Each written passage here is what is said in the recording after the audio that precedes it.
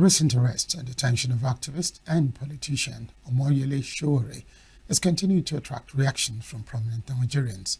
Former Anambra State Governor Peter Obi won the presidential aspirants for the 2027 general elections. Peter Obi, writing on X Friday morning, called for the immediate release of the activists.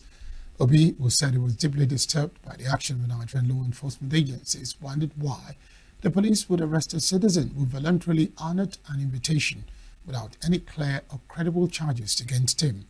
Said the police action had further cast a troubling shadow over the nature and motivation behind his detention, and one that anything short of releasing the activist will further weaken the public trust in the nation's law enforcement institutions. Former Vice President Atiku Abubakar has also lambasted the Nigeria Police Force over the arrest and continued detention of human rights activist Omoyele Sowore. Reacting to the development of the Post Vice X page, Atiku described Showore's handling by the IGP monitoring team as a shameful abuse of power. The incident, he said, should be condemned by anyone who believes in justice. The Nigerian Labour Congress (NLC) has called for an immediate and unconditional release of activist Omoyele Sowore, who is currently under investigation over alleged forgery and inciting disturbance. NLC, in a statement by its national president, Comrade Joe Ajero, condemned what it described as an ending arrest of the activist. The activist on Wednesday honored a summon by the Inspector General of Police IGP Monitoring Unit, where it was subsequently detained. Petitioner and the content of the petition has not been made public as at the time of filing this report. Nigeria is bleeding from the inside. Its roads are broken, its schools are class institutions, and its farms neglected. But what happens when a nation continues on this path, refusing to self-correct? In a thought-provoking lecture, former Minister of Information and elder statesman Nia Modo painted a sobering picture of a Nigerian state in Abuja on Wednesday. Modo called for a radical shift before it's too late. Correspondent Chimeze Zindima reports. Nwodo said Nigeria loses over $1 billion annually due to poor road infrastructure. But the real cost is in the damaged goods, delayed ambulance, stranded farmers, and lives lost because the nation's arteries, its roads, which are clogged from years of neglect. A 2022 report by the World Bank estimated that Nigeria loses about $1 billion annually due to poor road infrastructure. Bad roads slow down emergency responses. Ambulances, police patrols, and even military find it difficult to access volatile areas. In agriculture, the damage is worse. 40% of food produced in Nigeria, he says, never gets to the market, wasted due to insecurity and bad roads. Nwodo proposes a road army of unemployed youths and engineers to fix this, boost local economies and reduce crime. The Nigerian Stored Products Institute even estimates that up to 40% of food produced in the country never reaches the final consumer, likely due to transportation and logistics challenges. We have very qualified Nigerian engineers and youths who can be transformed into a road army. This road army should be equipped by joint funding of local government, states, and federal government. But the story doesn't end on the road or in the farms. It continues in the schools, where inequality festers and same generations are set apart, children of the rich and those of the poor. Nwodo recalls a time when children of politicians and farmers sat in the same classroom. Now the divide is sharp. Schools for the rich, schools for the poor. He warns that this divide will only deepen societal resentment and possibly a violent revolution in the future. In the education sector, a clear divide of schools for the wealthy families and schools for the poor families has come to see. This tendency breeds deep and growing sense of deprivation and bitterness that is likely to affect the relationship amongst this generation of our children. Notwithstanding the level of intelligence of a rich man's child, his child must go to a very good school or a very expensive school. Sometimes the admission is bought. It's not just a class divide in education. Modo says even the university system and appointments into government are now riddled with compromise and patronage, eroding merit and patriotism. From professors who struggle to speak English to ministers who simply take a bow without proper scrutiny, Modo says Nigeria has abandoned the values of excellence, merit, and service. Merit in our country has disappeared in appointments, in elections, and lately in award of university degrees. Sometimes you meet a professor who can hardly speak good English, and you begin to wonder how he wrote his thesis. He or she probably monetized the process. The worst situation is to find a minister who has been the equivalent of a director and who has never been the equivalent of a director in a ministry, or whose educational qualification and exposure is obtained in compromising circumstances. To save the country, Chief Wodo offers a simple but radical path forward: restructure, refocus, and return power to the people. He proposes that local governments and regions take control of their resources, invest in agriculture, digital education, and enforce security independently. He draws inspiration from the Netherlands, smaller than Niger State, yet the second largest exporter of food globally. Wodo says Nigeria can do better if it embraces mechanized agriculture, empowers youth, and builds a constitution that truly reflects the will of the people. There was only one reason why things worked so well there. We had a regional system of government that allowed regions to enjoy sovereignty over their natural resources whilst paying royalties and taxes to the federal government. Nigeria must restructure and give its component units sovereignty over its natural resources, provided they pay royalty or some form of taxation to the federal government to maintain federal responsibilities. From broken roads to broken systems, one thing is clear: Nigeria's future cannot wait. In Abuja, I am Chimize Zadima for Signature TV. The Independent National Electoral Commission (INEC) says it has received a total of 151 letters of intent from associations seeking registration as political parties, with 8 new submissions recorded since late July. INEC's National Commissioner and Chairman of Information and Voter Education Committee, Sam Olumekun, who disclosed this in a statement, said that the Commission has begun shortlisting the associations to determine those that meet the requirements for the next stage of application. INEC also announced the resumption of a nationwide continuous voter registration exercise, beginning with online pre-registration phase, which will begin on August 18, followed by in-person registration starting August 25, with both processes running simultaneously until August 30, 2026. According to the statement, the registration will take place at 811 centers nationwide, including 774 local government offices and 37 state and federal capital territory offices, operating from 9 a.m. to 3 p.m., Monday through Friday, excluding public holidays. The Ebonyi State Governor, Francis Nwifuru, has directed all government officials who have been allocated one or more vehicles as official or utility vehicles to present them for physical inspection at the office of a secretary to the state government.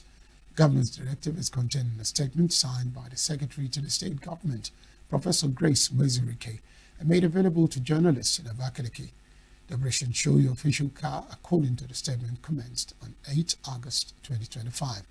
There are speculations making the rounds that some of government appointees had sold the official vehicles worth about 80 million naira and got cheaper ones without government directives. The directive has brought fear among the appointees who are said to have disposed of vehicles in that manner.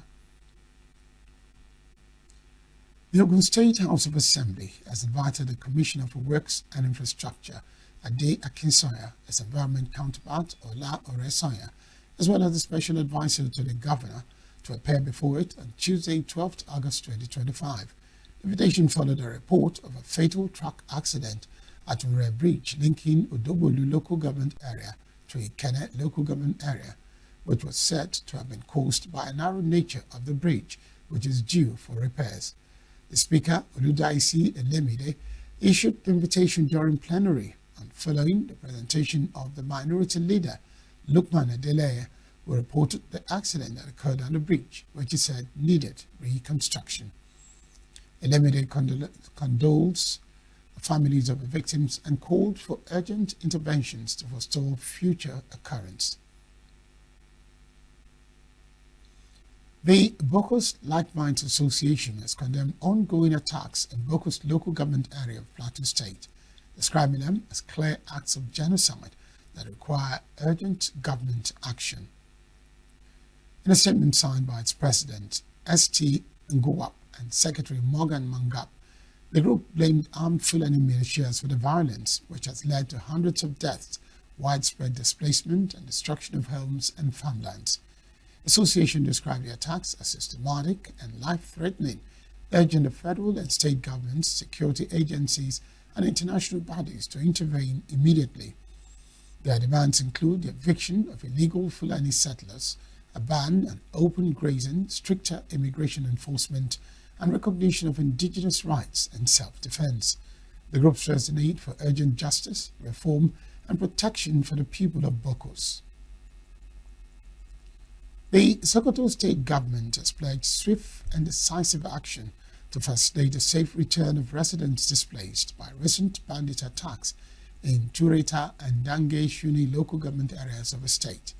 Speaking during a visit to internally displaced persons currently sheltering at the Tureta local government secretariat, the Deputy Governor Idris Gobi assured victims that efforts were underway to restore peace and security to the affected communities. Gobi told the gathering of men, women, and children who fled the villages following the attacks that the state government, in collaboration with security agencies, is working on comprehensive measures to curb the rising insecurity in the area. He expressed confidence that improved security presence and operations will soon yield positive results and urged residents to remain vigilant and report any suspicious persons or activities to security agencies for prompt action. The Deputy Governor announced the donation of food items and cash assistance on behalf of the state government to cushion the hardship faced by the displaced persons. The chairman of Tureta local government, Aliu Tureta, said a recent wave of attacks had forced many villagers to abandon their homes, seeking refuge at the council secretariat and at Lamba Tureta. He appealed for the establishment of permanent security camps in Kuruwa, Lamba Tureta, and Samia communities, noting that such a move would go a long way in restoring confidence among residents and deterring further attacks. Ngozi Obodo, widow of 63-year-old retired soldier Christopher Obodo, was killed on July 1, has called on the police to fast-track the investigation into her husband's murder.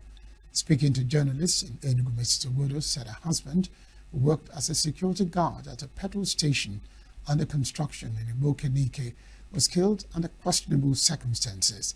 She expressed frustration over the slow pace of investigation, noting that neither the station manager nor the owner have been questioned by police over the incident.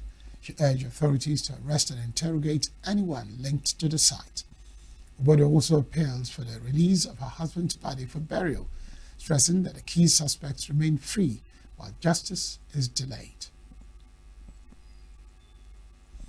Panic erupted on Thursday morning after a train coach detached from the rest of its compartments along the Ladipo section of the Lagos-Abeokuta Expressway, temporarily halting movement and sparking confusion in the area. The incident, which lasted for over 30 minutes, startled both commuters and bystanders near the tracks. Despite the disruption, there were no casualties as emergency responders arrived swiftly to clear the scene and manage traffic that had begun to build up as a result of the incident. The Ladipo area, known for its heavy vehicular traffic and congestion, has witnessed multiple transport-related incidents in the past, raising safety concerns. Up ahead, mining marshals shot down illegal quarry in Abuja. 13 suspects face prosecution. Electricity workers shot EEDC officers in Anambra over colleagues' arrest. Details of these and more after the break. We are local. The international community is observing Just finished taking Where the main market is in chaos. People We are national. Those in support of this motion as amended, say aye. Aye. We have taken the vote by default. We are international. Israeli airstrikes. Donald Trump left us the worst unemployment.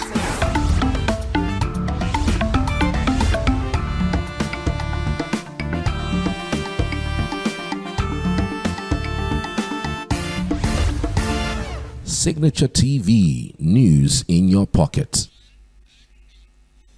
A coalition of aviation unions has directed all staff of the Nigerian Airspace Management Agency to halt services indefinitely starting Monday, August 11, 2025, over unresolved issues. The directive was conveyed in a Thursday statement jointly signed by the National Union of Air Transport Employees, the Air Transport Services Senior Staff Association of Nigeria, the Association of Nigerian Aviation Professionals, and the Amalgamated Union of Public Cooperation Civil Service, Technical and Recreational Services Employees. They threatened to totally withdraw the services of NAMA workers if the issue was not resolved, a development capable of shutting down operations in the country's aviation sector. They also expressed frustration that despite concluding negotiations with the management of the Nigerian Airspace Management Agency over 8 months ago, agreed salary adjustments remain unimplemented. The unions had in a joint letter dated July 31, 2025, issued a 7-day ultimatum to the Minister of Aviation and Aerospace Development, Festus Keyamo, over the prolonged delay in implementing a new salary structure for workers under the Nigerian Airspace Management Agency. The Nigeria's Civil Aviation Authority has said that popular Fuji musician Wasiu Ayinde, also known as K1 the Ultimate, will be blacklisted from flying within Nigeria for 6 months over alleged misconduct at the domestic terminal of Nnamdi Azikiwe International Airport, Abuja. The Director of Public Affairs and Consumer Protection at the NCAA, Michael Achimogo, disclosed this on Thursday during a press briefing and assured the public that everybody involved will be brought to book. Achimogo added that aviation rules are global and made for the safety of all, stressing that no individual will be exempt from accountability. He further revealed that the agency was writing to the Attorney General of the Federation and the Inspector General of Police to initiate legal proceedings against the musician. When asked whether Ayinde would be spared prosecution due to his close ties with President Bola Tinubu, Achimogo stated that both Tinubu and the Minister of Aviation and Aerospace Development, Festus Keyamo, were committed to upholding the rule of law. The mining marshals of the Nigerian Security and Civil Defense Corps have shut down an illegal quarry in Kuje Area Council, Abuja, arresting 13 suspects linked to the operation.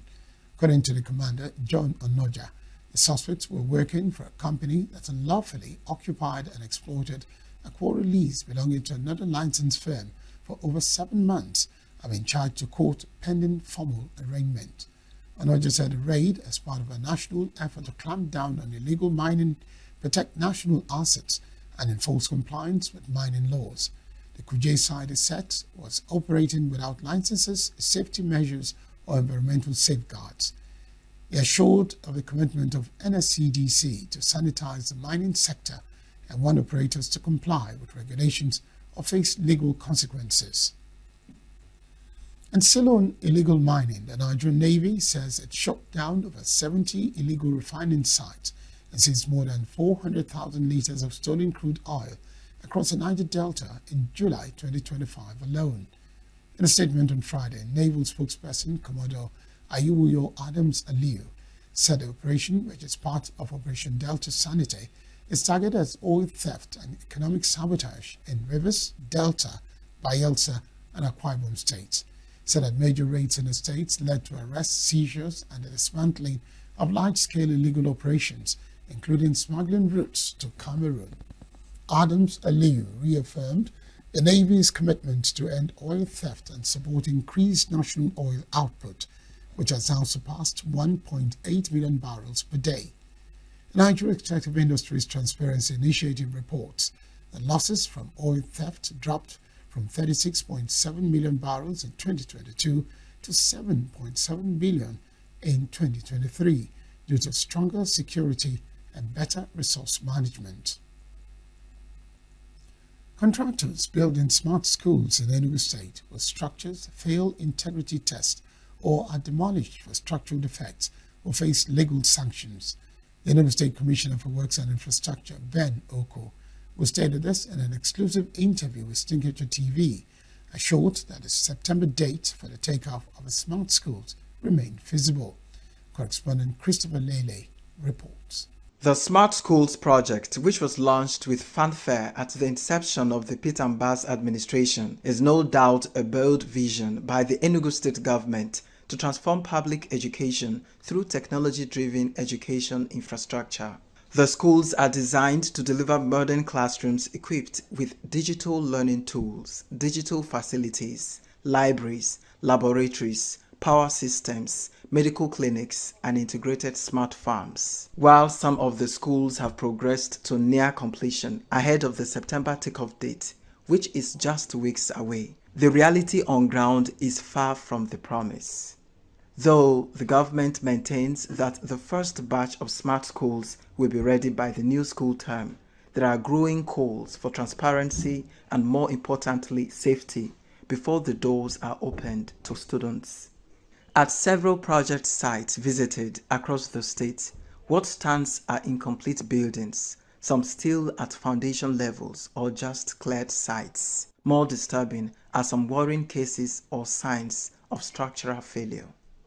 The Enugu State government recently demolished a smart school at Mbu in Isi Uzo local government area, citing substandard work and structural defects. There was also a sorry site at Achi Unowo 2, Amang Bunato Achi in Oji River local government area, which left the President General of the Town Union, Celestine Ilo, and an engineer from the community, Augustine Ikekbeazu, visibly disgusted with what they saw at the site. I decided to come back here. I was here on Friday with Town Union executives, and we came here to ascertain the level of work, progress of work. We were here on Friday. Nobody was on site. We called the engineer. He was making his own explanations, which was not understandable to anybody. He was making noise. He making noise, claiming that the blocks he's using, look at the kind of blocks somebody is using to build screws. These things on their own. This is sand. This is sand. This thing have been here for the past, I was here on Friday. Hey, this is pure sand. Yeah. This sand. This is just sand. Where do I start? The block work is crumbling under its own weight where it is stacked. It's crumbling under its own weight where it is stacked. What when we now load it in the building? What will happen? The thickness of the block, the actual supposed to be concrete area of the block, is much thinner than the standard specifications. Where do you want to start talking? Is it the sand? Anytime you touch the block, all you're seeing is block crumbling with one hand. Not, I didn't hit it, I just touched it. So what do we say about this? What do we say about this? Why won't it crumble when there is no specifications, no quality control? Observers say poor supervision and haste to meet political timelines may be compromising the integrity of the project. But Commissioner for Works and Infrastructure, Ben Osita Oko, whose ministry supervises the project, says shoddy jobs will be met with sanctions. It takes a state a government that is very serious after, investing huge amount of money in a project, and you discover that this project, maybe the contractor didn't stick to the specifications or terms of the contract to bring it down. Because in everything we are doing, we are very conscious of one thing. We are conscious of safety. So we have also gone ahead to, put into our guidelines that any contractor that is doing any work in Enugu State must provide practicing licenses of professionals relevant to that work he is doing. If it's a building work, you have to get practicing licenses of architects, structural engineers, electrical, mechanical engineers that are we are going to profile these people. We are going to see them. It's not just to drop their credential, their passing license and go away. Some Enugu residents have also been speaking on their impression about the new learning infrastructure, which is supposed to be going on in all the 260 wards in Enugu State. They said September we are going to start that school. I'm doubting. That comes to a question. Even if you are starting the school, what about the smart teachers that are going to man this school? Because a smart school goes with smart teachers. So if you are bringing a smart school and we are bringing analog teachers, it's not complete. So have they been able to train the smart teachers that will man this school? That is the question. If they are going to train them from now to September, that would be magic. In a situation where you have about 260 structures ongoing, completed, and then one or two, has been shown to have structural defects, and as a result, government, the original authors of same project, decided to pull it down. I think it was a good decision. It was done, it was something that was done, to actually show that the government is also responsive and responsible. The smart school is very good, but looking at the situation of the country, if the governor of Enugu State, Dr. Barrister Peter Mba, had do it in such a way that one smart school and one technical school in one local government, it would have been better than flooding the whole world, 200 and something smart school. What for? Works and Infrastructure Commissioner insists that the September opening date remains sacrosanct. Just watch out and see what will happen. We are not leaving any stone unturned. We are working on that, and we are going to, by the special grace of God, by September, most of the schools are going to be on for our children to start using them. The Smart Schools initiative is part of a broader vision to transform Enugu's education sector into a globally competitive and locally relevant system. And with billions of naira committed and expectations running high, the success or failure of the Smart School project could define the Mba administration's impact on education. Christopher Lele, reporting for Signature TV. Members of the Nigerian Union of Electricity Employees on Thursday protested the alleged arrest and continued detention of 5 staff members by the Enugu Electricity Distribution Company. The protests, which took place simultaneously at EEDC district offices in Awka, Onitsha, and other locations across the state, saw workers blocking entrances and halting all operations. The aggrieved workers also lamented poor remuneration, harassment, lack of Medicare, intimidation by the Enugu Disco, alleging that several workers have died and others rendered incapacitated due to the policies of the EEDC. The EEDC, which is responsible for the distribution of power in the southeast states of Anambra, Imo, Enugu, Abia, and Ebonyi, is also being accused of operating an oppressive working environment for electricity workers across the southeast.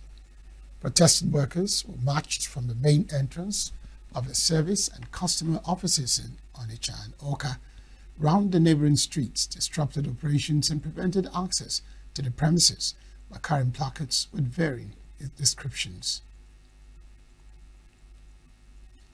The Federal Ministry of Education has commended the West African Examinations Council (WAEC) for its swift response, transparency, and professionalism in resolving the glitch that affected the results of the last senior school certificate examination.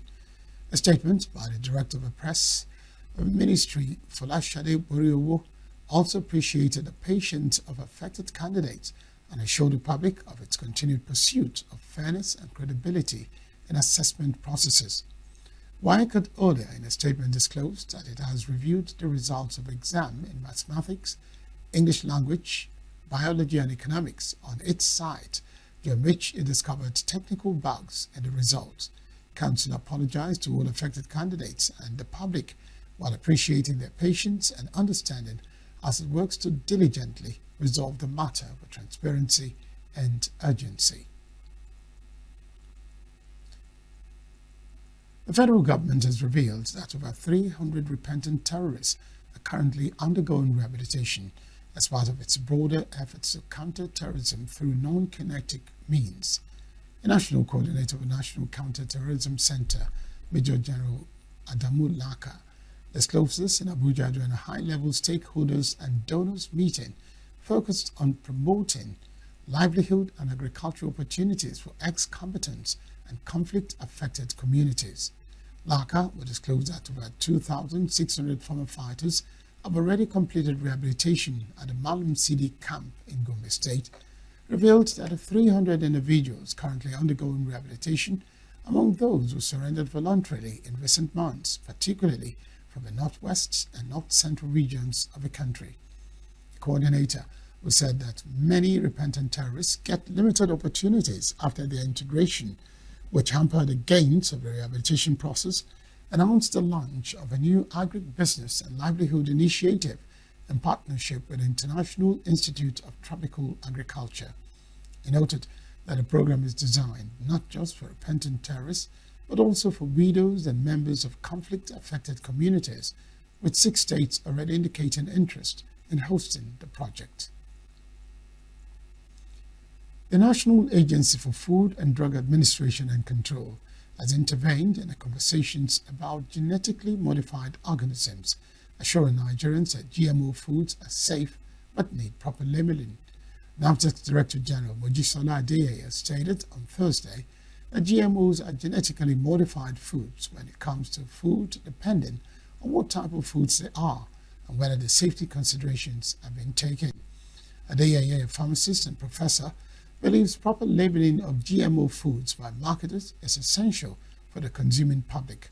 The NAFDAC chief noted that the National Biosafety Management Agency, NBMA, is the agency charged with ensuring the safety of foods that have GMOs, saying that both agencies work together in that regard.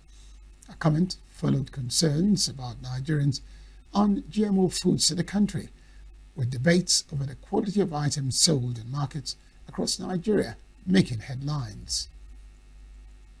Next is Talk News.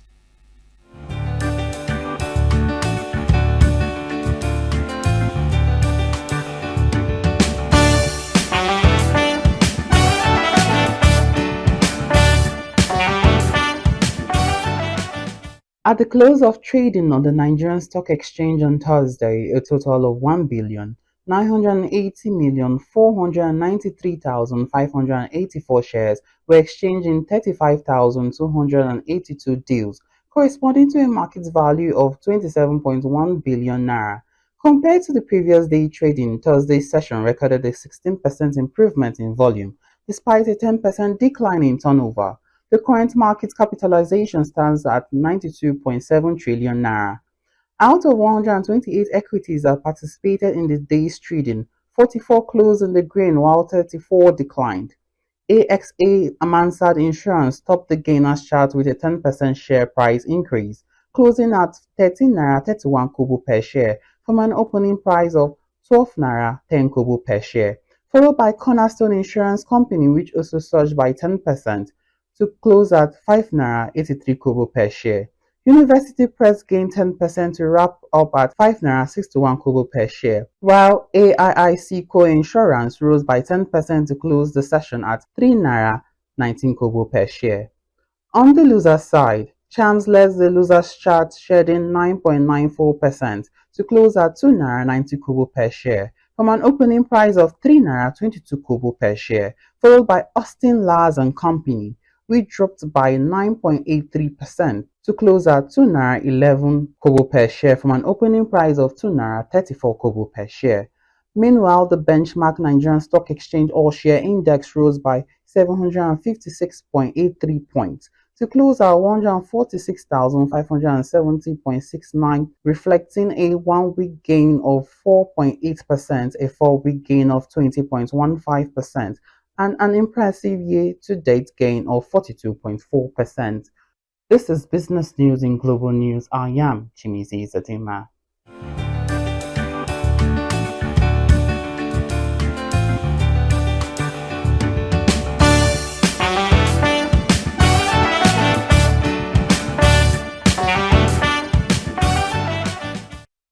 Still to come, Intel CEO says is working with U.S. administration after Trump demands resignation.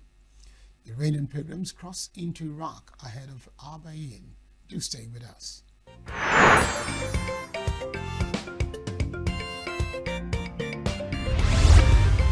Signature TV, news in your pocket. Intel Chief Executive Lip Bo-Tan on Thursday said a chip maker is engaging with the U.S. administration to clarify concerns and ensure accurate information is provided after President Donald Trump demanded his immediate resignation earlier in the day. Trump called the CEO highly conflicted due to his ties to Chinese firms, raising doubt about plans to turn around the struggling chip maker. On a vast 200-hectare shrimp farm in southwest Java, 1-month-old shrimp destined for U.S. plates now face an uncertain future. A recent U.S.-Indonesian trade agreement reduced import tariffs on U.S. goods, but not removing them on Indonesian seafood, has severely impacted the country's shrimp industry. Indonesia, the world's fourth-largest shrimp exporter, has sent its shrimp exports to the U.S. fall from $1 million in 2022 to about $600,000 in 2024, according to the Institute for Development of Economics and Finance. Danny Luandado, a shrimp farmer and owner of Unjung Kulon, Sussex, Makmuk Abadi, says the 19% tariff taken effect this week would hurt both Indonesian producers and American consumers. The biggest impact is on growth opportunities. We see now that growth opportunities are very suppressed. Maybe I feel that the Indonesian industry has various segments. Some are experienced in farming, and some who are not yet. For those who are not yet, it might be difficult to grow now, or they might even close down. But even experienced farmers, the good ones, the biggest impacts in the world might be that their growth has slowed by half. So not the US then, where, to export. There's an opportunity. Like, we've heard that there's a plan to cooperate with Europe or a deal to reopen exports to Europe or to be incentivized. So, with the US pressuring Indonesia's exports, everyone is actively looking for new opportunities for diversification, to reduce reliance or dependence on America. Coincidentally, we in Indonesia are a bit behind. We hope we can catch up with other countries. Yes, diversification, especially Europe and China. It's already starting, new market opportunities. If it's about surviving, I'm optimistic. There will be supply and demand. But for growth, I might not be so optimistic, unless there is a movement from the government to collaborate more frequently with domestic associations and to work together with international parties for effective programs. Otherwise, our growth will be hampered.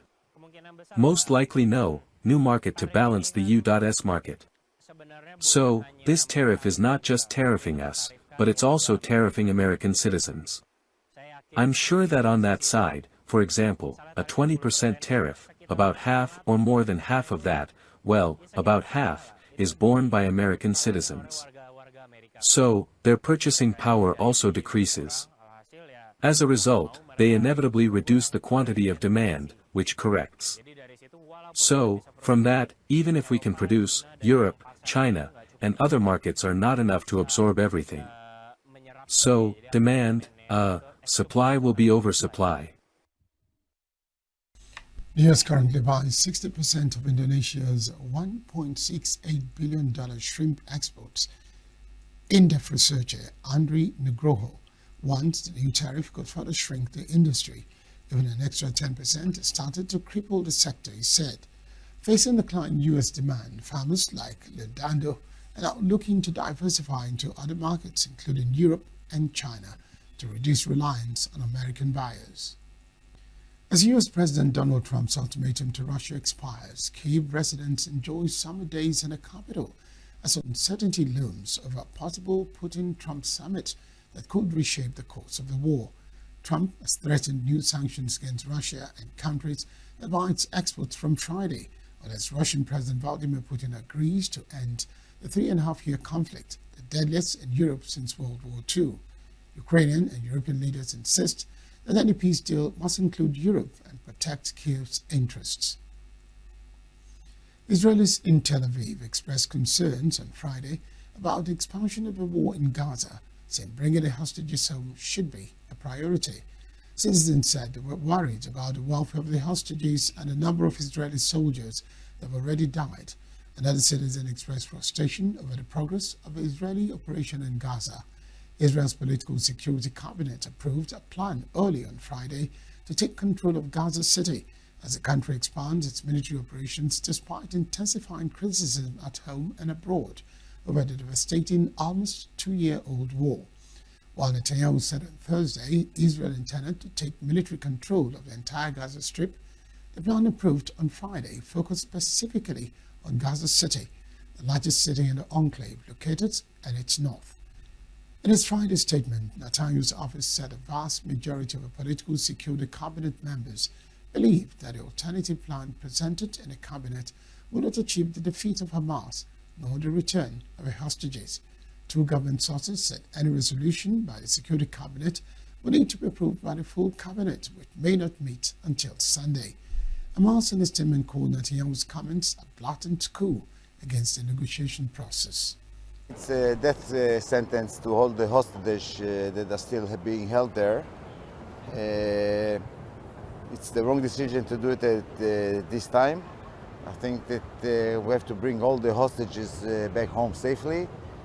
Afterwards, if they decide to take over the entire Gaza Strip, it's their decision. I think we should do something about the Hamas anyway, but not at this time. It's true that Hamas is refusing to the deal, and this is why the Prime Minister said it's the only way.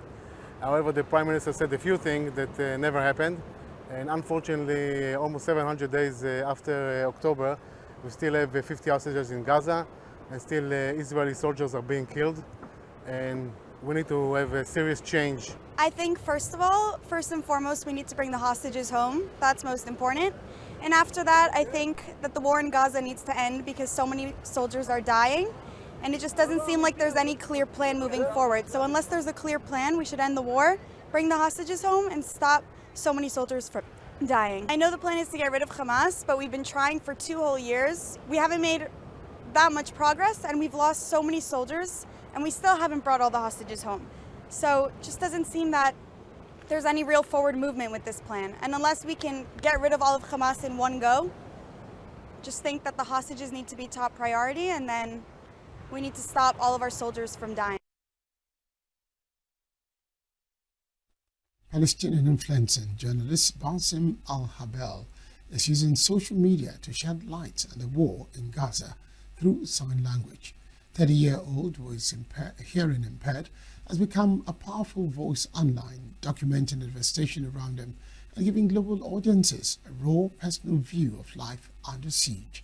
With over 141,000 followers on Instagram, where he described himself as a deaf journalist in Gaza, Habel shared videos filmed across the conflict zone. His posts, delivered in both Arabic and English, captured scenes of destruction, desperation, and survival, from people scrambling for food to the wounded being carried through rubble-strewn streets. Al-Habel says its mission is to ensure that his voice and the voices of other deaf individuals in Gaza who cannot hear or speak are not silenced by war. I filmed the extent of this destruction. I filmed a video. Now I will go back to the tent to edit and design it, then publish it, so we can get our voice heard. I was very excited, and I hope to work in journalism. I didn't want to just sit, do nothing. I wish to get my voice out to the world and the voices of the deaf people who cannot speak or hear, to get their voice out there, so that someone can help us. I tried to help, to film and do a video from here and there, and publish them so that we can make our voices heard in the world. Deaf people, both outside of and inside of Gaza, wanted to see Bassem in filming in journalism. They used to see how hard his life was. They watched him when he went to get aid. They saw how much he suffered. He would film and post videos so that people could see that we, deaf people here, our situation is hard. I tried to make our voice heard in the world and show people what life is like for us and the suffering we go through. I went to the aid. I saw martyrs, many injured people. People would collect flour that was scattered on the ground and they would pick it up, the flour in the sand. So I film people and translate in Arabic and English to get our voice out to the world, so they can see what is happening to us. I was in northern Beit Lahia with my family. We were displaced to the south when the war started. I moved to the south, to Deir al-Bala. I stayed in a school there, it was all tense. Life inside was very hard, and there was no space for a person to even rest a little. I stayed in that school for a year and a half. We want to get our voice out to the world. We want the war to end. We want food to enter. We want this situation to be resolved so that we can all be happy, so I can feed my children, and life can be beautiful. Inamo lives with his family in a tent in Gaza City. Their edits footage recorded during the day, determined to show the world the untold stories of Gaza's deaf community. The footage shared by Bassem Al-Habel, including dates and occasions, has been verified and was provided directly by him during an interview in Gaza City. Next is sports news with Christopher Lely. Plateau United forward Albert Hillary has urged the club supporters to be patient with the team ahead of the 2025/2026 Nigeria Premier Football League season. The Peace Boys are undergoing a rebuilding process following the recent appointment of a new technical advisor and management team. Although Plateau United have witnessed the departure of some long-serving members of the squad, Hillary is hopeful that the players will give their best in the new season. Wilfred Ndidi is to undergo a routine medical test in Turkey ahead of his permanent transfer to Besiktas. Ndidi is expected to sign a 3-year contract with the Turkish Super League champions. Besiktas and Leicester City have already reached an agreement for the midfielder's transfer to the former. Spanish club Valencia made a late move to hijack Besiktas' deal for Ndidi, but their offer was rejected by Leicester City. Ndidi will join the growing list of Nigerian stars who have moved to Turkey in recent weeks. Chelsea head coach Enzo Maresca has confirmed that defender Levi Colwill has picked up an injury ahead of the start of the Premier League season. Maresca, speaking on Thursday, said the club were assessing the injury and at this point do not know how long he will be out for, telling reporters, hopefully for not too long. We had a problem the last 2 days about Levi Colwill that we don't know how long he's going to be out. So for us, we see hopefully not too long, but for sure it's a problem for us. What's the problem? We need to wait. We don't know yet. No, Nico is okay. It's okay. I think, as I just said now, when the window transfer is open, unfortunately or fortunately, anything can happen. So this also involve Nico situation. At the moment, we also those arrived 2 strikers, both of them in USA, Joao and Liam. So we see what's happened.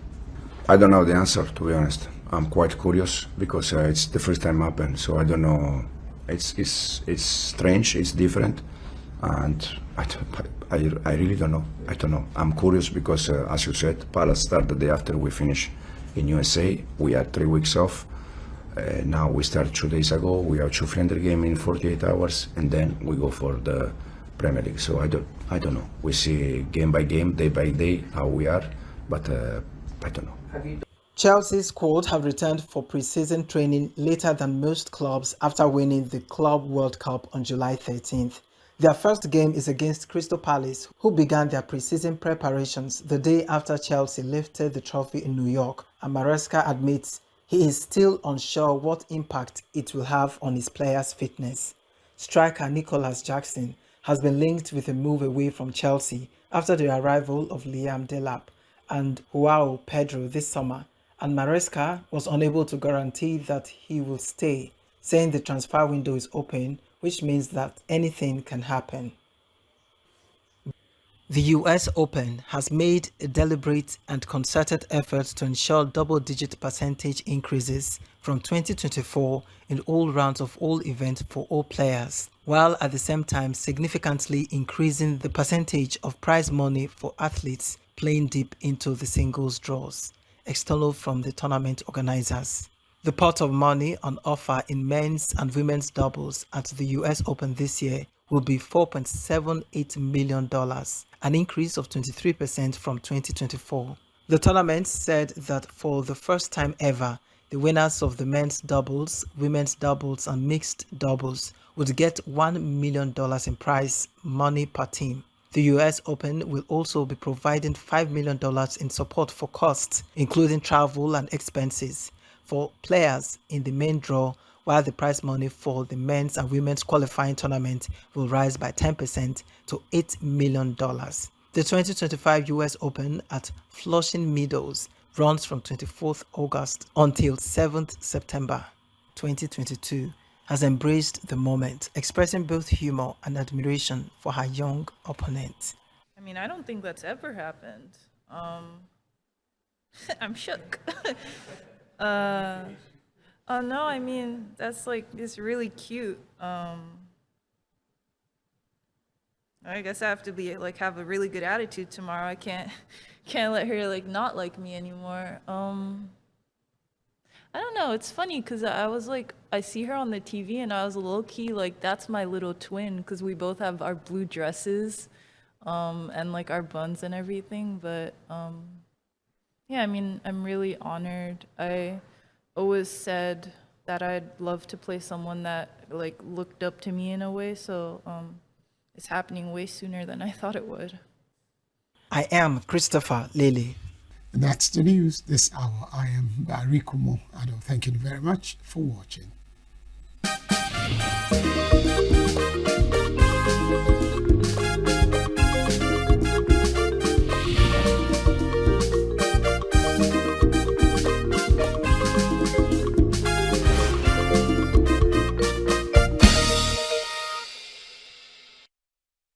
Signature TV.